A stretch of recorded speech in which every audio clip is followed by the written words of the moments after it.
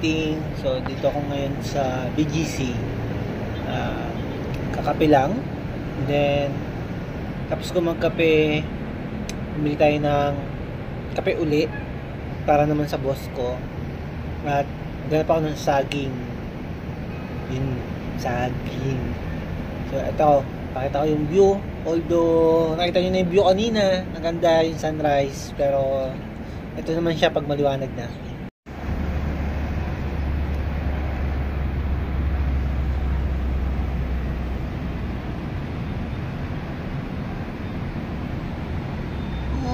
Ang taas.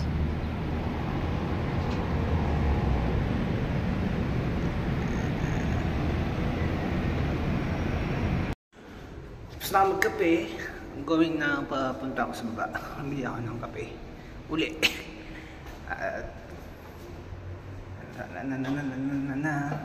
Down. So wala, tulog pa yung mga elevator. So may packet na isa. Nga pala, nasa 33 floor ako ngayon. So mabilis yung elevator nila, hindi nagmamadali. Kagabi pa akyat, so may mga time na tumatalon pa siya ng bilang. So alina from 20 bilang 17.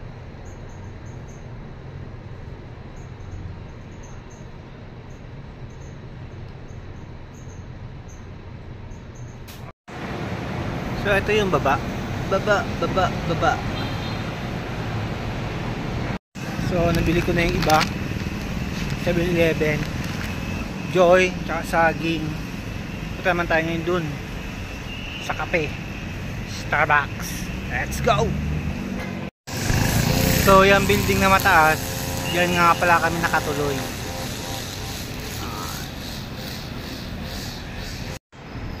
Ayun yung Starbucks. Ang kompleto na ako sa pinamili ko. May Joy, saging dalawa, and then the Starbucks. Balik tayo sa taas. Kaya hindi nagmamadali elevator nila.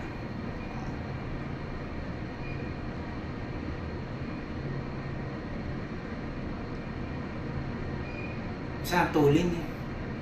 Ang tulin. Kaskasero din yung elevator kamo. Dito na naman ako sa balkonahe. Sabi sa akin ito gabi, nanda kami ng pares sa may timog. So, dahil tanga rito ako sa Manila, hindi ko alam kung nasaan yun. Habang tulog pa sila, tatanong na ako ay parang Google. So kita-its pag sa biyahe na. Kaya magbababa na ako ng gamit paunti-unti papunta dun sa sasakyan.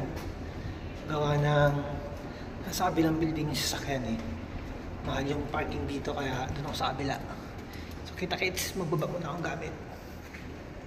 Una pa lang yan, marami pa iba.